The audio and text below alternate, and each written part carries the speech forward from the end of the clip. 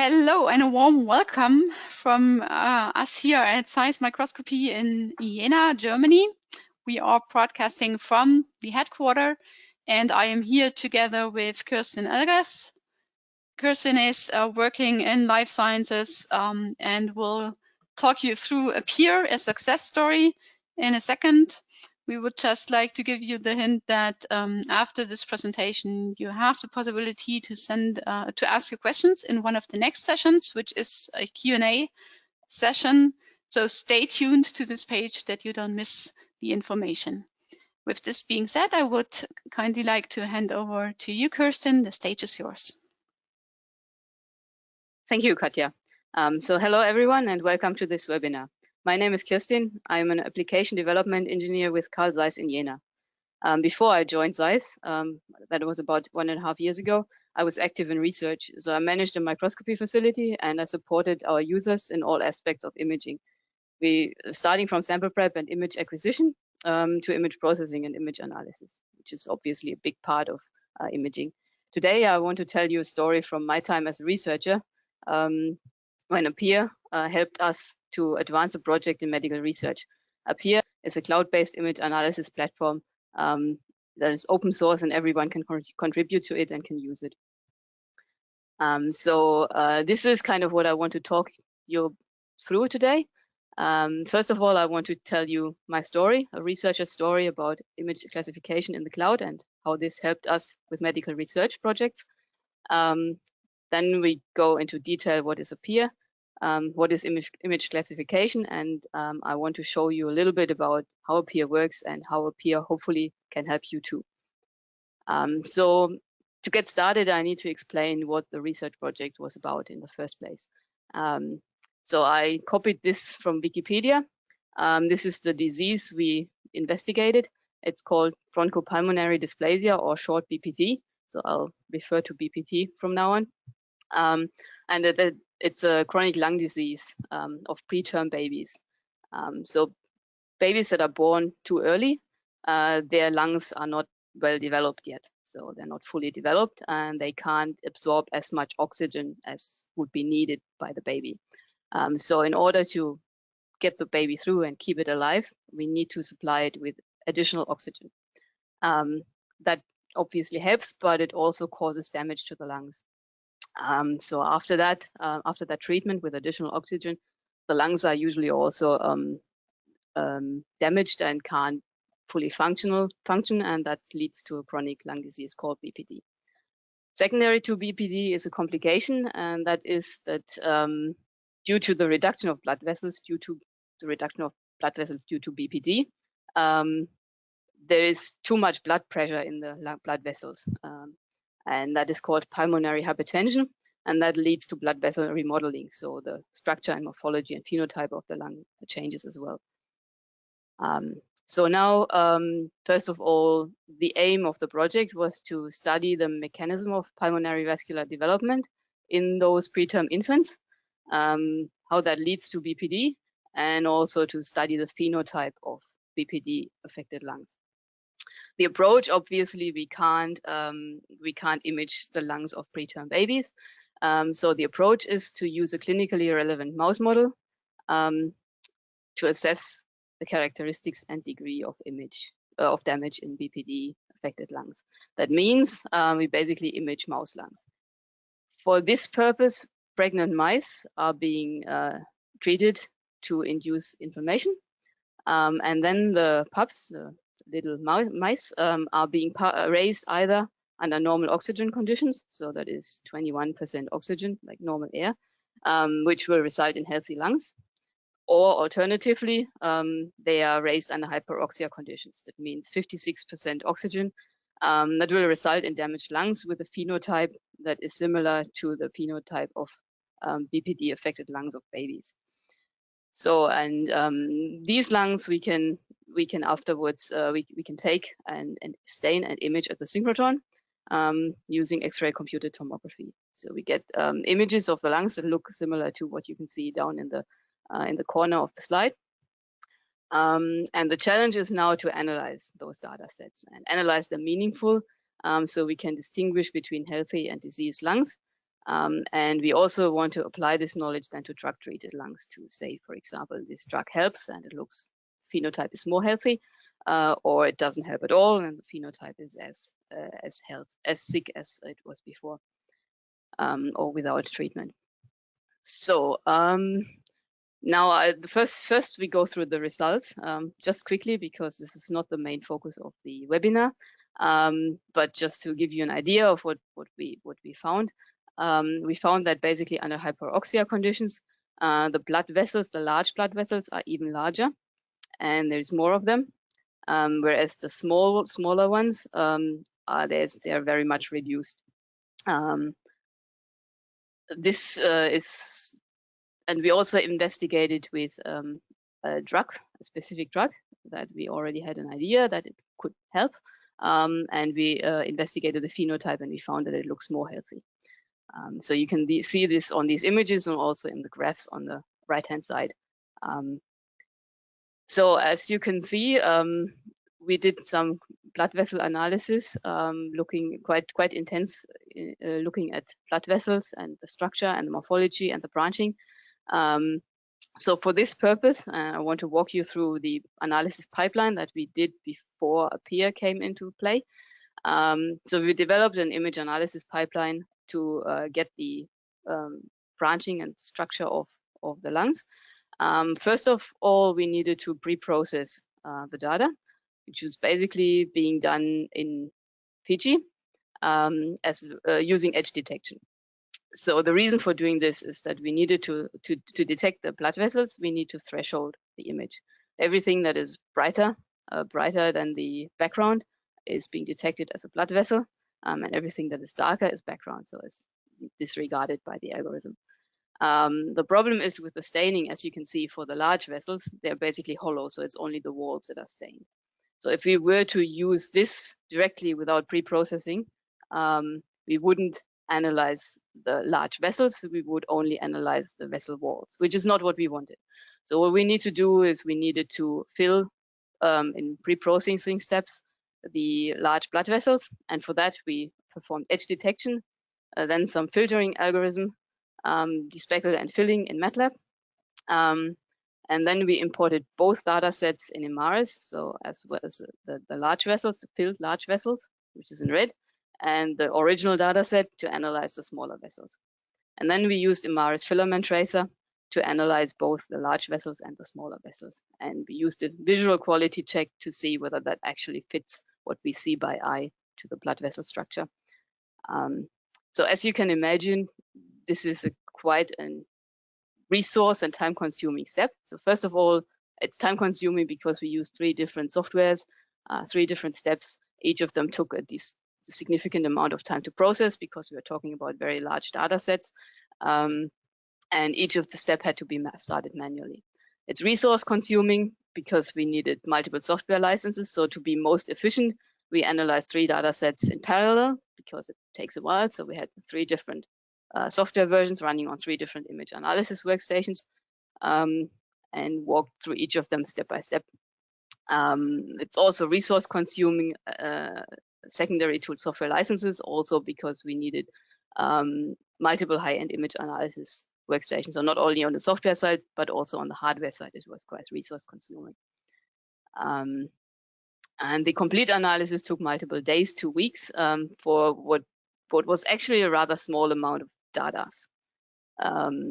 If we only investigated healthy and sick and 1 drug, so if you wanted to do, or we wanted to do, where the project was going, high content screening with multiple drugs, this would have been a nightmare to analyze.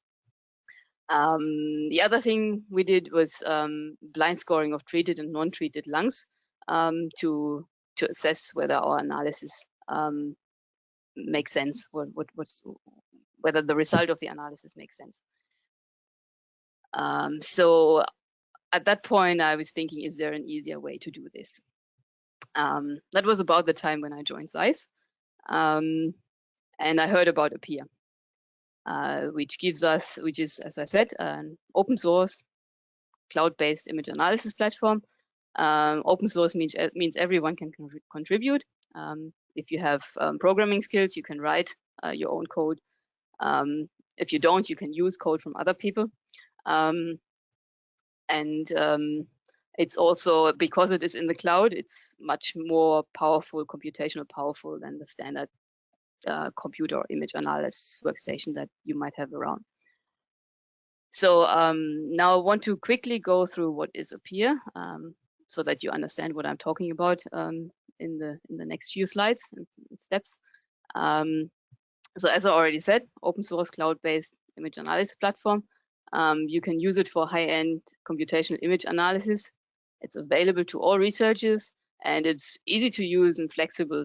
And because you can start it in the cloud and can let it run, doesn't use your resources, not your time, not your resources. So it's quite time efficient and resource efficient. So now you can ask, don't we already have enough image analysis software solutions to choose from? And kind of, yes, there is a lot of solutions. There is a lot of commercial and non-commercial software available, but none of them does everything that you want to do usually for your job. Usually you want to acquire an image with one software, you want to pre-process it or maybe process it and analyze it with a different one and visualize it with a third one, so making the graphs with a different software. That takes a lot of time and multiple softwares. So it wastes your research time and your resources. And if you need to customize or develop your own code, someone else might already have done it, but you need to redo it again because it's not available somewhere. It wasn't made public. What Apeer does, it basically it allows everyone to create modules and workflows, and I'll go through what is a module, what is a workflow later on. So you can use these individual pieces of code, of analysis code, to customize a workflow that does exactly what you want to do. And you can include everything. You can include even the image acquisition. You can include your image analysis, your pre-processing, your analysis, your visualization, even the graphing afterwards. You can automate the workflows. If you don't have any coding experience, there's people contributing to the platform that are actually programmers, and they have the knowledge to code and have coded machine learning algorithms, for example, that might be out of reach for you otherwise. So you can use these resources. You can repeat anyone's experiment and share your own experiment for others to repeat, or to work with others on the same code, on the same workflow. And you can perform all steps, basically, as I said before, everything from image acquisition, image processing, image analysis, image visualization, and graphical display of the results in one platform. So that is the idea behind Apeer, to help you with all of this, to provide you with a tool that you can use to do pretty much all your image analysis tasks from anywhere on any device. So now for us, what did that mean? So if we have more computational resources, machine learning gets into reach. So for those of you who haven't heard about machine learning, or also called deep learning or neural networks, and specifically what we use, you basically teach the computer to, in this case, recognize what is an image, what the image is of, that way around. I'll just walk you through what modules we created.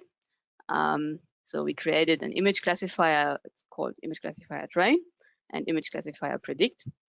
Training is the module that you use to teach the program, the algorithm, what is healthy and what is sick in our case. And predict is then afterwards, once it is trained, you can load unknown images and it will predict, it will say this one is healthy, this one is sick. These modules are based on Python's packages for TensorFlow and Keras, which means they're well known and established. And we didn't have to make that up ourselves. We just needed to create a code, makes an algorithm that works for our images.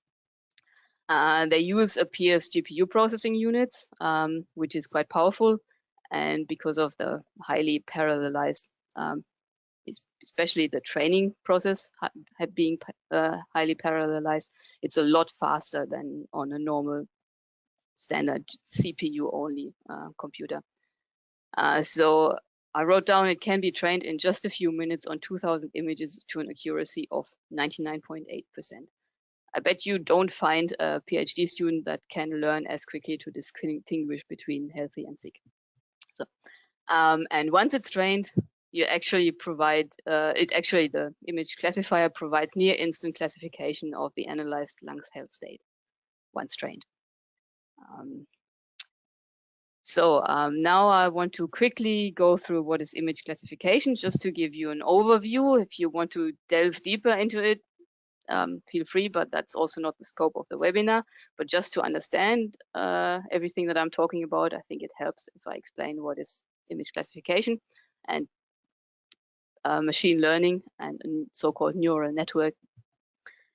So machine learning, deep learning is based on an idea to work similar to kind of what your brain does. In your brain, there is a lot of individual neurons that are interconnected and work together to enable you to learn. So just as an example, as a baby, you probably didn't know what is a cat and what is a dog. But because your parents told you probably more than 100 times, I don't know how often, this is a cat and this is a dog, you learn visually to see this animal and say, yes, this is a cat and this is a dog. Basically, the neural network of the computer does the same. So we have an input layer, which is the images we put in, the images of cat or dog, or in our case, the images of the lungs. And we have an output layer. This output layer is either healthy or sick. We want to teach the computer to say, I see an image of a lung and this is a sick lung or this is a healthy lung. So there is a lot of, as you can see, I also draw some hidden layers, which kind of corresponds to the neurons in your brain. They're interconnected. Some of them have more effect on the decision what is healthy and what is sick, others have less. But for now, we'll just forget about the hidden layers for a second. We want to understand how training works for now. And that again brings me back to the example with the cat and the dog. We do exactly the same with the computer. We need a known input data set. In the case of cat and dog, it was your parents telling you which animal is which. Here we need a known input data set that tells the computer which lungs look healthy and which lungs look sick. For this specific experiment or research project, it was reasonably simple to have a known input data set because, as I said in the beginning, we raised lungs, mice and mice pups under either healthy or normal oxygen conditions or under hyperoxia conditions. So we had a data set that we could use for training. The unknown bits are the lungs or the pups that were treated with different drugs. So we have our training data set.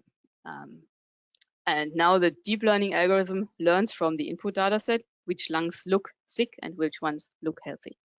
There's no human input required as to what to look for. This is the great thing about it. It's unbiased, which means that every researcher will be kind of biased, even if it's just subconscious, to see what they want to see. Here, it's really unbiased. There's no need for blind scoring. There is also no need to train a PhD student what looks healthy or sick because the computer does it. But learning is also a very computationally extreme, intense process. That means we need to really do that in a time-efficient manner. We need a GPU processing unit and a really good one. So now back one step to the hidden layers, because I want you to at least understand a little bit what the hidden layers actually are, because that's like for most people like a black box.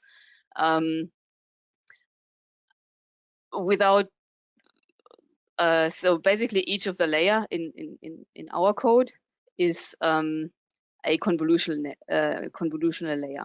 If you have done image analysis before or image processing, you will know certain features like Gaussian blurring, for example, or edge detection.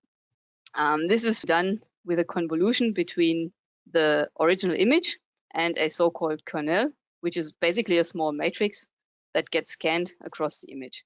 And that is used to either reduce or enhance certain features. So with the example of Gaussian blurring, for example, you will have used that, and you will have put in like a radius. You say it's either across 3 pixels or across 5 pixels, depending on how large your Gaussian blurring should be. And this is basically the size of the kernel or the small matrix that runs across the original image. And Gaussian blurring we usually use to remove noise to make the image look smoother. Similar edge detection works in a similar way. Again, you have a different small matrix that runs across the image and enhances areas where there is a change in image intensity. And you use that usually to enhance edges in the image. This is pretty much what the hidden layers do. Each of them calculates like a derivative of the original image, enhancing certain features. And by running multiple differently sized kernels, small matrices, we look at different features. So now this is the main point or the heart of the algorithm. We need convolutional layers to extract features of the input images.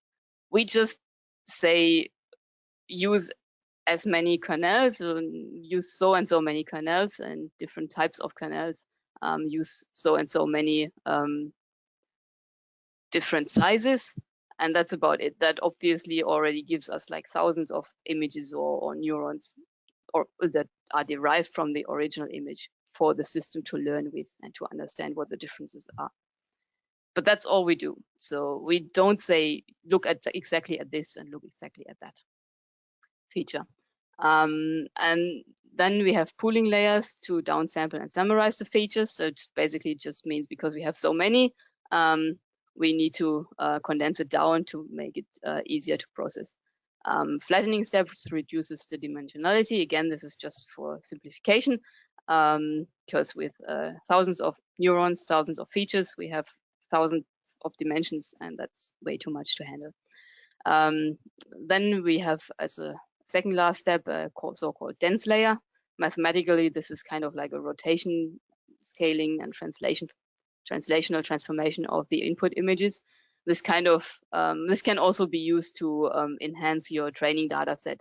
For example, because if you were to, again with the example of a cat, if you were to image and if you were to mirror the image of a cat, it would still be a cat, but it would be a different image. So we can kind of, or if we were to look at it from a different angle, it's still a cat, but again, we have another image to learn from. So we can use it to learn from, to have more images to learn with.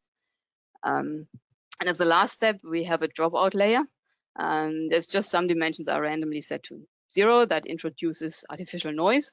The idea behind that is to prevent overfitting of the data. Let me just quickly explain what overfitting is. If you overfit a machine learning algorithm, you get basically close to 100% accuracy on the training data set, because it got trained really, really well. But the problem is it used some of the noise in the image to learn from it. To learn, it extracted the noise as features, which are not real features, but interpreted it as features, and uses that for the prediction, which means that it's really, really good on the training data set. But as soon as we give it unknown data, it just won't. It will perform very poorly because it expects to see features in the noise that in the other image is not going to be there because noise is random, so it will look different. That's why it won't perform very well. This is just a graphical display of the convolutional layers, as I said, just derivatives of the original image. And now, as I said, overfitting, go back to that for a second. it'll look like a very, very well trained algorithm that will recognize on the training set, that will basically recognize with 100% accuracy how well your whether your images are healthy or they're sick. And it will absolutely not look any different to a really well performing algorithm. So how do you know that it's actually your network is good and it's trained well and it's not just overfitted and will perform badly on unknown data? So that we do with something that is called validation. Our modules, the image classifier training module, uses 67% of the provided training data for training. So it trains only on 2/3 of the data. The remaining 1/3 of the training data is just set aside and not used for training. During the training, basically, if you remember before how I said we have lots of features. During the training, what it will do, it will basically in iterations, or what is called a training epoch, it will set certain weights to each of the features, each of the neurons, and will give it basically more or less importance in the classification. And then it will look at the whole training data set and say, I performed, I don't know, to let's say 60%. Did I classify that correctly with the given weights? Now I'm shifting those weights a little bit. So I'm saying another one is more important. This one is less important, this feature. And now I look if I got better or not. If I got worse, I will shift the weights in the other direction. And if I got better, I will shift them again in the same direction. So as you can deduct from that, it's basically like an iterative process. It will go through multiple training iterations and try to improve its prediction based on the training data set. After each of the iterations, the training iterations, it will go and look at the validation data set and go with that and check, am I really good? Am I really getting better? Or am I getting worse? And based on that, again, change the biases. So if we do this, we are using known data, but we mimic it we treat it as if it was unknown data. That way we can actually tell if our system, our algorithm would perform well on actually unknown data. And from this validation data set, we get then the accuracy of the algorithm. If it says 0.5 or 50% accuracy, in this case, because we only classify into two things, healthy or sick, it's like random. It's random classification. You could as well throw a coin. If the closer it is to 100% accuracy, the better, obviously, your algorithm performs. So here on the right-hand side, you see how it performs on the test data and how it performs on the train data. And the test data is actually the relevant ones, because this is the unknown validation data set. Your overfitted algorithm would basically perform as well on the training data set, so the blue line would look similar, but the orange line, the test data set, would be somewhere way lower or even around 50% and basically no good at classification at all. So here you can see that our training, our algorithm trained well to about, as I said before, 99% on 2000 data images. If we had more, we could push it up higher. Okay, so this is our modules on Apeer that I wanted to show you. Now we can think further. What else can we do with this with these modules? We can use Predict now for an unbiased classification of drug-treated lungs to assess drug efficacy, for example, or just for screening which drugs can actually maybe potentially be used as drugs against BPD. We can also, with modifications to the code, most likely, use the image classification modules for other imaging techniques like EM or histological samples or so. The classification can be done by anyone, as I said before. Once it's trained, it's just pressing a button. So you don't need to train new lab members on what a healthy lung looks like, what a sick lung looks like. So it's really helpful and saves a lot of time and resources. So this is basically what Apeer did for us. So this is my story. And now I want to go a little bit into show you how Apeer works, what you can do with it, and hopefully give you some ideas or some hints what Apeer could help you with.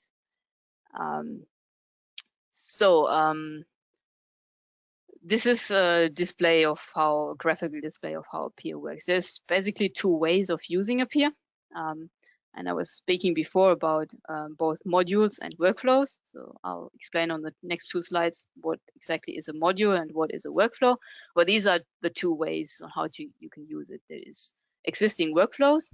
If there is one that already does the job for you, for your specific purposes, you can just simply choose the workflow and run the workflow. As simple as that. Or you might have a specific task that there is no workflow for it yet, but there is the individual tasks. So each module basically is one task. You can go and pick the modules and link them one after the other and create your own workflow from this, and you can run the workflow then afterwards. So quickly again, repeating what is a module, I've already said it, but a module is a unit operation that performs a single task, which means, for example, one task in image processing, just threshold the image, or just do the denoising, or just do the segmentation, something like that. If you have coding skills, you can create your own modules. You can choose any language, Python, MATLAB, PG, ImageJ, Java, and you can create your own module. You can manage the code using your personal Git, and you can share the code or with all your peers. You can share the code with people that you collaborate with, or you can completely hide it and just keep it private to yourself. On the other hand, if you don't have coding skills, you can still use any of the modules that are available, the public modules, to customize your own workflow. You can use any of the workflows that are publicly available. You can use the shared modules that maybe got shared by a programmer that you collaborate with, or you can request new modules from Zeiss or from your collaborators. Okay. As you remember, I said before that if you don't have coding skills, you can use Apeer to use all the public modules and public workflows that are available.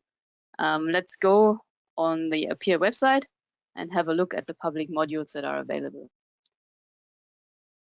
So here we are. We can see here's my personal workspace with all the modules and workflows I created.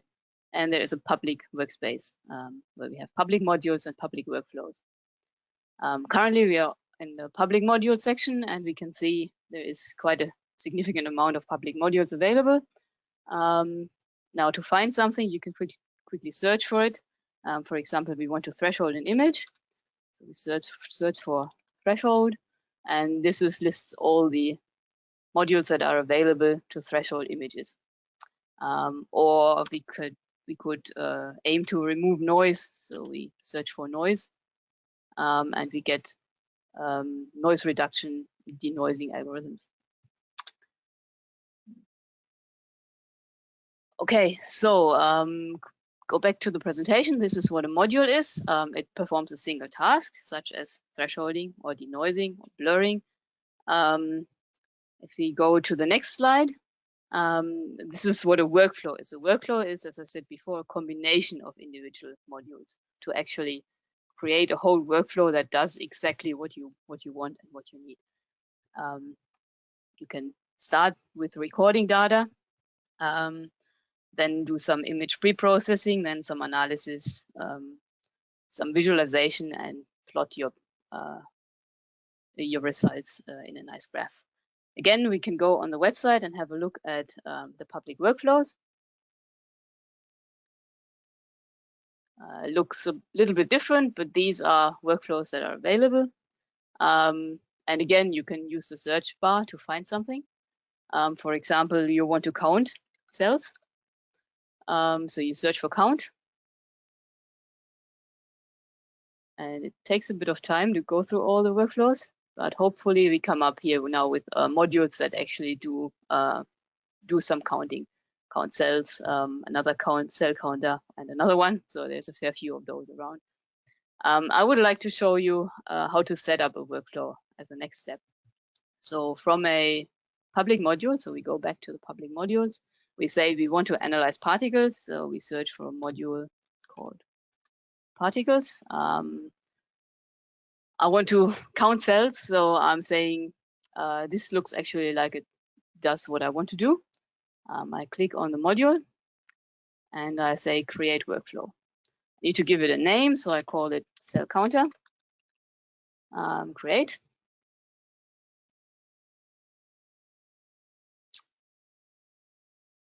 And this is now the workflow input. This is where I can load my images and the particle analyzer.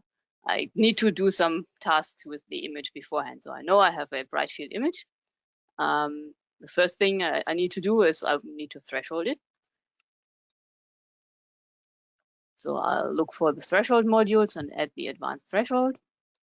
And the other thing that I need to do is, because I know I have a bright field image, which means the cells are darker than the background, but the particle analyzer is for fluorescence, so cells are brighter than the background, I invert my image. So I search for invert and I add this. So now it's already auto-connected. I'll just remove those because these connections are wrong. So now you can see you get a red dot if there is a missing connection. What we want to do is we want to upload an image, then invert that image.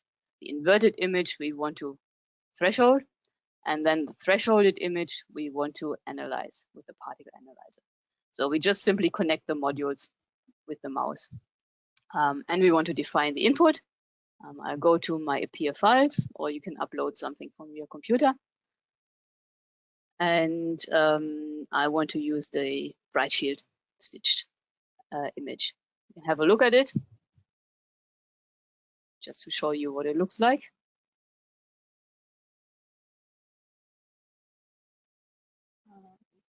It's loading. There we go. So this is what my original image looks like. Now I can save the workflow. And I have the option to do a single or a batch run. This is basically when I already know that all the parameters of the modules are correct. I haven't done that yet. I just set up the workflow, so I don't know if the parameters are set appropriately for my image. So what I do is I do the step-by-step run. That basically will stop after each module and give you the image, the output image, and also give you all the parameters of the module and let you change the parameters and rerun it. So we do a step-by-step run. I click on start. Now it does the first module. So it basically uploads the image. And it will then go through to the second module. This module is running now. So basically, second module will then invert the image, which is happening now. And it will give us the output of the inverted image. Here we are. I just need to adjust the histogram. So that looks right. That also looks like the cells are brighter than the background now. Importantly, this module does not have any parameters, so we can't change anything. It's simply an inversion. So we go to the next step and we say run next module. And if you remember, that was the auto threshold. So I don't know which default settings it was set to. I'm just letting it run with the default settings and see what it does to my image. And hopefully it'll look like it picks up only the cells and not the background. But if it does pick up some of the background or too little of the cells, we can change the parameters and adjust as we need and rerun the image. All right, now module 3 is complete. Let's just load the image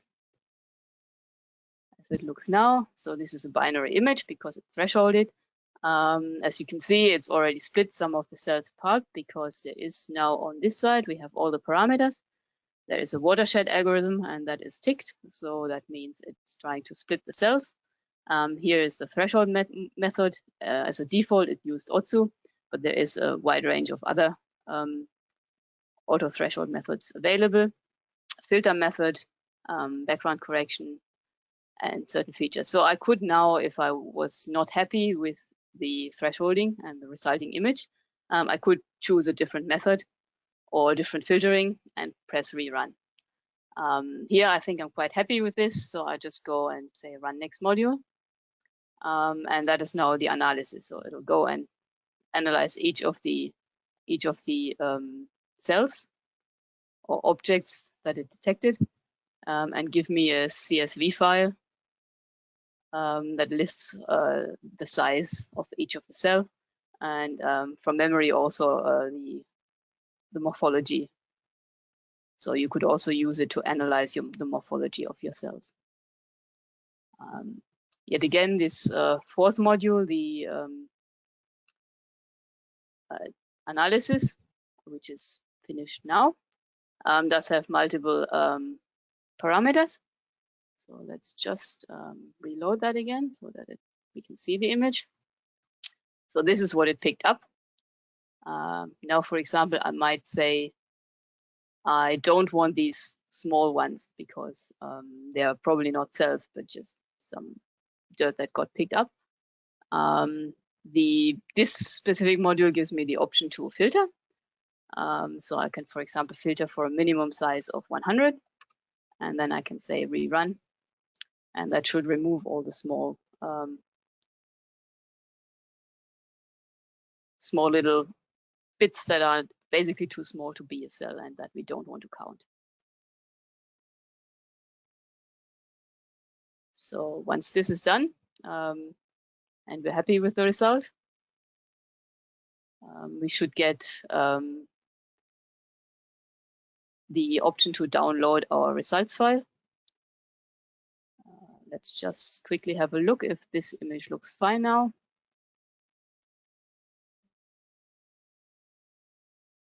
There we go. So all the small ones are gone. So that looks exactly like what we want to have.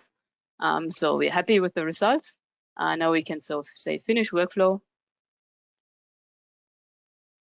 And it'll save all the images from each of the modules, each of the independent steps, as well as the results file in your workspace under results. So we can go afterwards and browse through the results and download the results, and do any further analysis that we want to on this data set. Or we can go, we're happy with the results now. So we can then say, oh, we are happy with the results, we're happy with the parameters. So now we can say we upload all our bright field images, we run it as a batch, and then we get all the results of all images, and we do afterwards statistical analysis. Or you might find a module on Apeer that allows you to already plot what you want to plot from the analysis results that you're getting. Okay, let's go back to the presentation. This is basically what I wanted to show you, how to create a workflow and how to run it. One thing that I want to mention as well is that you can actually start your workflows directly from Apeer. You can start your workflows directly from ZenBlue. It's fully integrated, so you can basically acquire your images. Apeer works from ZenLite, so you don't have to buy a license for that. You do have to log into Apeer. Usually, if you don't log in, there is like a blue spot and it says Apeer offline. If you do log in, it turns green and it says your name. And then under image processing, you do have the option to choose Apeer and to start a workflow. And if you do that under parameters, you can pick all the workflows that you have on your in your personal workspace on Apeer, and you can run those. You can decide if you want to wait for the workflow to finish, and you can immediately, if you like, download your workflow results automatically. Okay. If you decide to tick display workflow results, it'll actually open the image. If your result is an image, it'll open it in Zen. We also have the feature that Apeer modules and workflows can be downloaded and run locally in case you don't want to run on the cloud for IP or data security reasons or similar. The last thing that I want to show you is that Apeer includes a web-based 3D viewer that is based on a Revis, so it can actually handle large data quite nicely. And you can also share large data with your peers, and they can view it on Apeer very easily on even a mobile phone or a tablet. Let's go on the website and have a quick look at the viewer.